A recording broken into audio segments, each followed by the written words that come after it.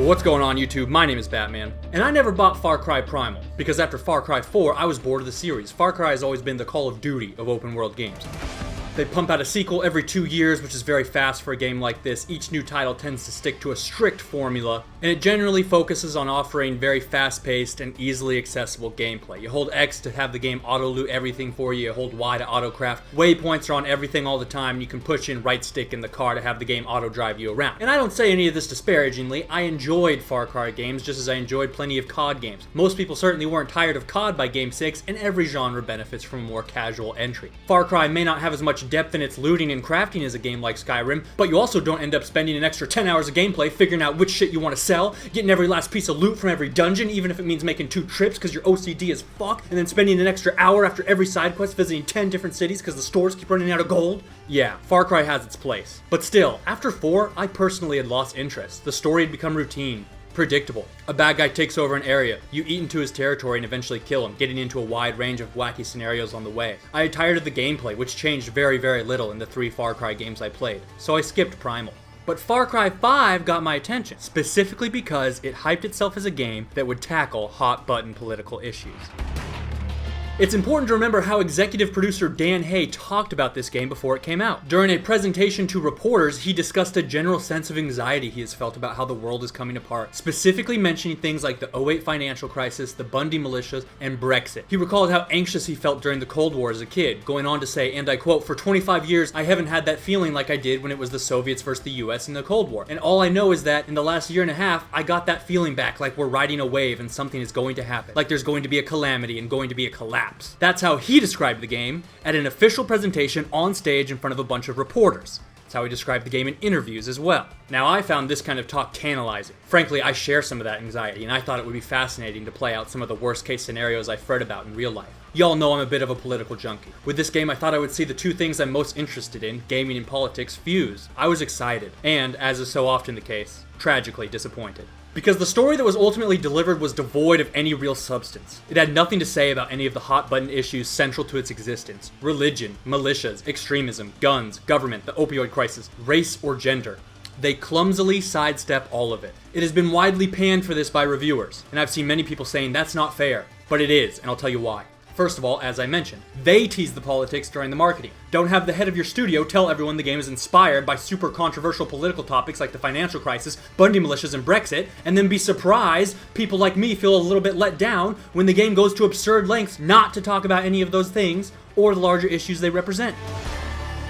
Furthermore, the game itself is obviously politically themed. It's filled to the brim with references to all kinds of political stuff, like Trump's P-tape, globalists, the right to bear arms. The cover art is a play on the Last Supper of Jesus Christ, okay? It's just that the devs were clearly too pussy to do anything beyond jokes and satirical references. But most importantly, what everyone needs to understand is that this game's setting can only make sense because of the political issues it ignores. Far Cry's are violent games, filled with open warfare on the streets, no rule of law, and the killing of hundreds, if not thousands of people. It makes sense when you set it in Africa, or remote islands, or a fictional North Korea, or 10,000 BC. It shouldn't make any sense being set in the middle of the United States, a first world nation with an advanced industrialized economy that spends billions on law enforcement and defense. But it does make sense. It never seemed that crazy a concept to me, or anyone really, that a religious cult militia could take over a valley in deep rural Montana. In fact, it seemed like one of the more plausible settings in Far Cry so far. Why? Specifically because here in America, we have a long history of religious cults gaining large followings and engaging in nefarious activity. The Jonestown Massacre, Waco, the Church of Scientology, all just as absurd as Peggy's. We have a long history of tension between militias and the rule of law, most recently with the Bundy standoffs, which apparently inspired the game, and that totally makes sense. During the 2014 Arizona standoff, the Bundy militia shut down the roads in that region, and for a few days basically ran shit with the same authority as Peggy's in the valley.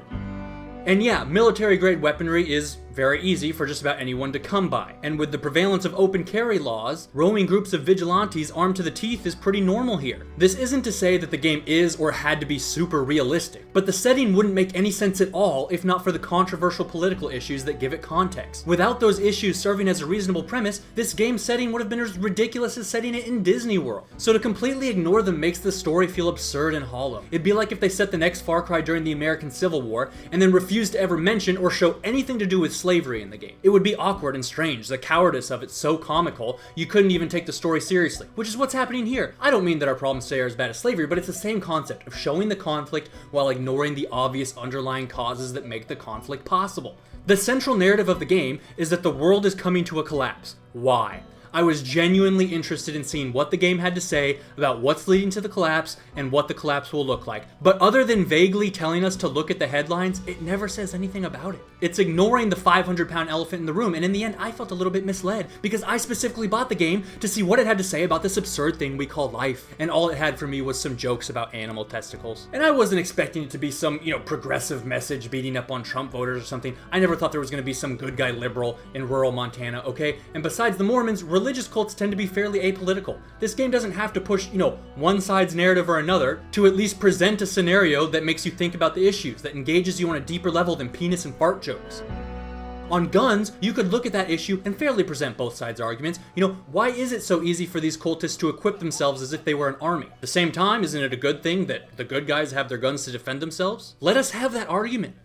The opening scene was so well done. 4 cops walk into this church to perform an arrest, and immediately you're on edge and asking yourself, why are we just walking in here surrounded by dozens of heavily armed guys could kill you at any moment? But they're just law-abiding citizens minding their own business, right? So you can't tell them to stand down or disarm or back off. But if Joseph Seed resists arrest, obviously the cops aren't in position to enforce the law. They'll get killed. And they know it in the game. And they basically have to kindly request that Joseph Seed allows himself to be taken into custody. The scenario itself, without even making any explicit commentary, makes you think a little bit about when Second Amendment rights come into conflict with the rule of law. It's a fascinating question and fills the moment with tension. Of course, that part has to be hardcore, because they used it for marketing. But that's tragically the peak of intellectual engagement in this game. It's pretty much all dumb punchlines after that. The cult's philosophy never gets any deeper or more interesting than disliking sin and believing the world's about to end. They also make sure to emphasize that this is a forward-thinking cult, filled with women and racial minorities. In the opening scene, they make sure to do a slow pan close-up on the first black guy you see. Don't worry, this cult isn't racist. We would never suggest racism exists anywhere in America. We know that would upset some of you. In real life, these religious cults and militias often do tend to be very sexist and racist. If it's not explicitly stated in their beliefs, it's often a part of the group's culture. Sanitizing them this way is just as absurd and silly as COD letting you play as black female Nazis. If you got all riled up about COD World War II, but are defending Far Cry on this, then stop kidding yourself. You're not actually against political correctness, you're just for your own version of it. I would have liked to explore a little bit about what happens in people's lives that makes them vulnerable to these charismatic leaders peddling wild religious fantasy, because that is real. How does somebody like Jim Jones convince 1,000 people to drink poison Kool-Aid and kill themselves at Jonestown? We know some of the things that lead people into extremism. Isolation, poverty, a sense of purposelessness, lack of education, and most of all fear. Fear of others, fear of loss, fear of death. Rural poverty in America can be fucked up. Some quest lines exploring what went wrong in these communities that led so many people to think the cult had the right idea would have been fascinating and, I think, necessary. Not having those is a huge omission, a glaring omission.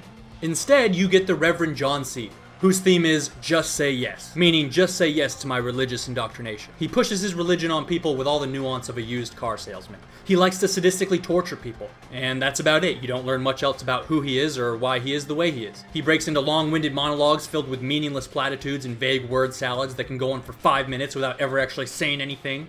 Actually, all the bad guys do that a lot. That's one thing they did get right about religious people. Faith is a telepathic drug-dealing witch high on her own supply, or something. She uses a drug called Bliss to turn people into some kind of rip-off of Borderlands psychos. This region obviously would have been a great opportunity to explore drug addiction, what leads people to it, how to get people off it, every addict's inner conflict of wanting to get clean and really high at the same time.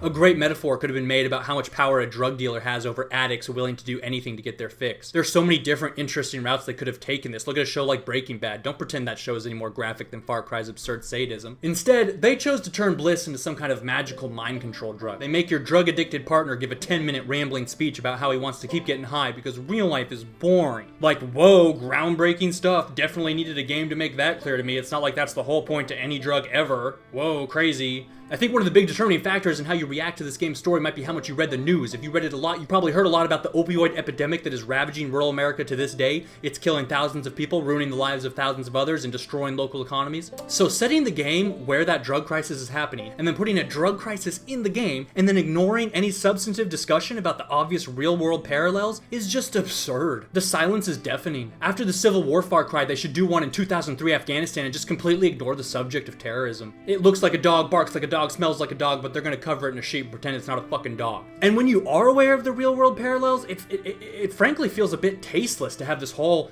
region of rural Americans getting turned into drug addicted zombies and then you just massacre them with reckless abandon. The last guy, I can't even remember the name because he looks just like the other two and has no real distinctive qualities. His philosophy was all about culling the herd. The weak must be sacrificed for the strong. He said that like 5 or 6 times. It was crazy. But they never really elaborated on the concept further. The quests were all the same as in any other region. You kill all the bad guys to piss off the boss, and then guess what? You kill him too. Part of the problem is that it's hard to have meaningful storylines when the devs are going so far out of their way to avoid any subject that two people might disagree on. So they just milk the one thing people can agree on, which is that killing sadistic cultists is good.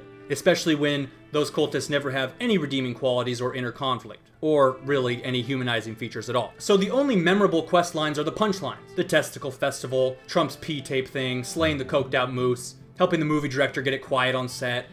Everything else just evolved into kill, kill, kill, and it blurs together. Kill these people at this outpost, kill the people attacking our outpost, kill these trucks driving around, kill these boats, kill this plane, kill a black bear, blow up this thing, blow up this other thing on top of a big tower. Remember Preston Garvey, the Fallout 4 meme? It's like they made a whole game out of him. Another Settlement Needs Your Help Simulator 2018. They literally could not add any narrative deeper than kill it into any side quest unless it was a joke of some kind. And yes, Far Cry has always been humorous, but is that all this game is supposed to be? A fucking joke?